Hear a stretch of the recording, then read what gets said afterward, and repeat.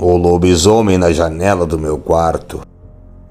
Prazer, me chamo Douglas Samuel, e isso que vou contar aconteceu comigo quando eu era criança. Eu deveria ter entre 7 a 8 anos, quando morava nesta fazenda. Não tinha um nome certo, era a fazenda do seu Carlos Mota, no interior de Santa Catarina, em Passo Maia, uma cidade pequena. Quando nos mudamos para lá, as pessoas contavam histórias de lobisomem. Meu pai e nós não acreditávamos, achávamos que era só para assustar. Foi então que começou a acontecer algumas coisas estranhas. Eu e minha irmã dormíamos no mesmo quarto, e sempre ouvíamos alguma coisa arranhar a janela. Pensávamos que era nossa imaginação, mas era toda a noite que acontecia. Então minha irmã, com medo, começou a dormir com meus pais, e eu comecei a trancar a janela, coisa que eu não fazia.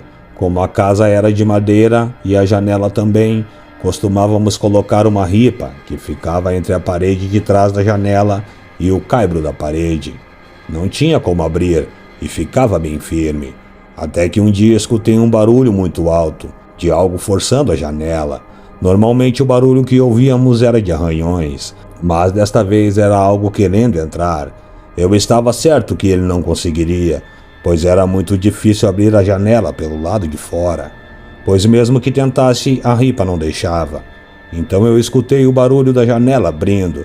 Tirei a coberta do rosto e vi a janela um pouco aberta. Não gritei de medo. Assustado com aquilo, fiquei paralisado, pois estava vendo uma criatura com os dedos compridos e garras enormes, um homem misturado com cachorro e com olhos amarelos, uma criatura completamente demoníaca. Inalava um odor de podre. Para minha sorte, ele me viu e saiu correndo. Consegui ver o vulto e ouvir o galope da criatura. Me deitei novamente e dormi de medo. Cheguei a pensar que era minha imaginação, mas quando eu acordei, olhei para a janela e percebi que ela estava aberta. E percebi que a ripa tinha escorregado para cima do caibro.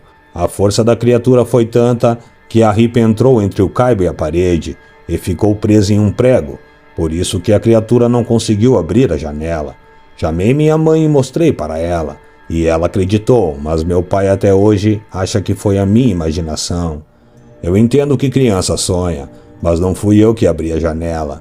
Mesmo que fosse, eu não teria força suficiente para mover a ripa daquele jeito. Então eu não surtei ou imaginei aquilo tudo. E não tinha como um homem normal abrir aquela janela. Aquela coisa com o dedo entre a janela e a parede conseguiu arrancar a trava da janela. Uma pessoa normal jamais conseguiria fazer aquilo. Eu realmente acredito que aquilo era um lobisomem. E também acredito que existem criaturas que não conhecemos. Depois desse evento, nunca mais dormi no quarto, só na sala, mas deixava a janela do quarto sempre bem trancada.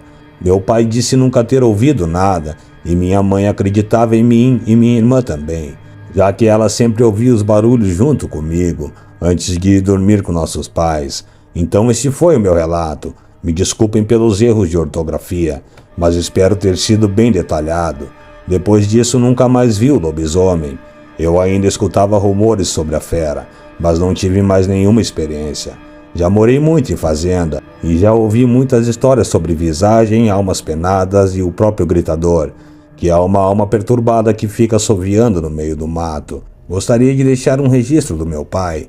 Meu pai, nesta fazenda do seu Carlos, foi caçar com um colega em uma noite de sexta-feira santa. Eles viram um veado, uma espécie de cervo. Este animal olhou diretamente para eles, e eles disparavam contra o bicho, mas ele não caía. Era bem de perto. Meu pai disse que via as balas acertarem o pelo do bicho e ficar a marca do chumbo. Ele não caía e ficava olhando sem piscar para eles, até que eles foram para casa e nunca mais caçaram numa sexta-feira santa. Obrigado por narrarem o meu relato. Uma boa noite a todos. Este relato foi enviado por um seguidor. Deixo aqui o agradecimento ao Lanterna Vermelho. Você também pode enviar o seu relato para esse canal. É só enviar para o e-mail que aparece aqui no final do vídeo. Uma boa noite a todos. Não esqueça de deixar o seu like e se inscrever no canal.